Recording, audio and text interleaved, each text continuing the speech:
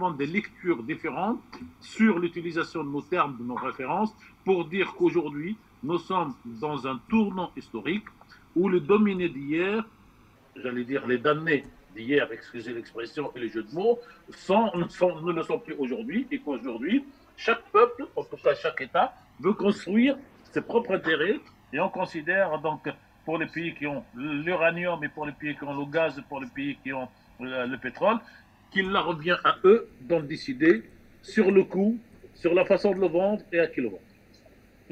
Voilà donc qui est précisé. Mais je voudrais un tout petit peu, étant donné que vous êtes dans le domaine des médias, Tariq Mami, est-ce le rôle justement de ces médias de s'acharner contre des dirigeants qui ne demandent qu'un tout petit peu de respect de la part des dirigeants occidentaux? Alors là, je rejoins la position de M. Abina. Moi, je suis directeur de radio. Oui. En France, nous avons 950 radios. Sur les 950 radios, on ne va pas faire des pourcentages. Mais l'immense majorité des radios et des télés appartiennent à des hommes d'affaires pour qui la radio sert ou la télé sert à faire de l'audience, de faire de la recette publicitaire.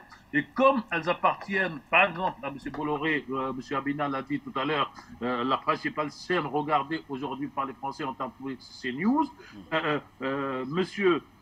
Bolloré utilise cette chaîne à la fois pour la recette publicitaire, pour abrutir les Français et pour servir ses propres intérêts en France et en Afrique. Et donc, par contre, il reste une minorité de journaux, de médias, qui se battent pour que la radio ou la télé ou le journal soit l'expression de ses rédacteurs et d'une vision du monde. En France, j'ai pour habitude de dire, cher Luc, vous êtes à Bruxelles, donc vous avez tout ça sous la main, qu'il nous reste en gros 2 journaux écrits indépendants, vraiment indépendants. Le mercredi, le Canard enchaîné, je peux vous dire que moi je vois les gens acheter le Canard enchaîné le mercredi alors que je ne les vois pas acheter les autres journaux pendant la semaine. Et le deuxième, heureusement ou malheureusement, ça reste le journal La Croix, qui est un journal chrétien catholique qui défend la vision du monde selon le Christ, mais qui reste un peu j'allais dire, dans la distance par rapport à ce sujet. Et donc, aujourd'hui, nous avons en France, spécialement, je ne connais pas la situation en Belgique, Luc parlera de ça mieux que moi, en France, nous avons un problème d'indépendance réelle des rédactions des journaux par rapport à leurs propriétaires. Et c'est ça qui fait que quand le propriétaire, en acquaintance avec le dirigeant politique, dit on y va, on attaque l'Algérie, je peux vous dire qu'on a vu des absurdités sur l'Algérie pendant la fin du Hirak et pendant l'élection du président Tebboune. Et on se demandait si l'Algérie décrite dans la presse française était l'Algérie que nous avons visitée et que les Algériens viennent vivre. Sur ce point-là, par exemple, l'Algérie a pris des décisions fortes, y compris en arrêtant l'émission des journalistes de France 24, qui est la télévision de l'État français. Et donc, il y a une vraie bataille entre les États de l'Afrique, en tout cas, et la presse française, et à l'intérieur de la France, pareillement. Je peux vous un mot sur la Tunisie. La Tunisie a souffert depuis 2011 par la présence continue de partis Nahda qu'on appelle dans le monde arabe les frères musulmans, économiquement, politiquement, et ont perdu 2 leaders de gauche ou de centre-gauche qui ont été assassinés, et c'est la première fois dans l'histoire de la Tunisie.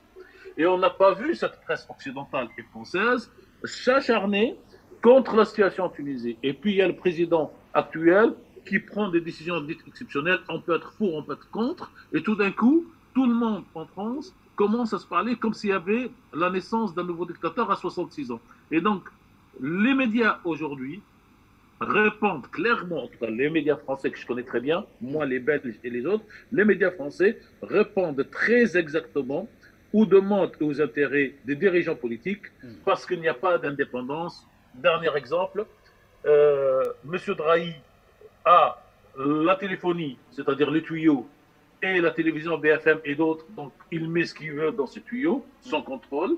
La deuxième, vous avez Lagardère, ils vont les avions, les armes et l'aéroplan, acheté aujourd'hui par M. Bolloré. Le troisième, le Figaro, ils vont les avions Rafale et il a des journaux. Donc il y a une collision et le dernier, M. Bouygues, c'est lui qui construit tout en France et à l'étranger au nom de la France. Il est propriétaire de la première télévision française, TF1.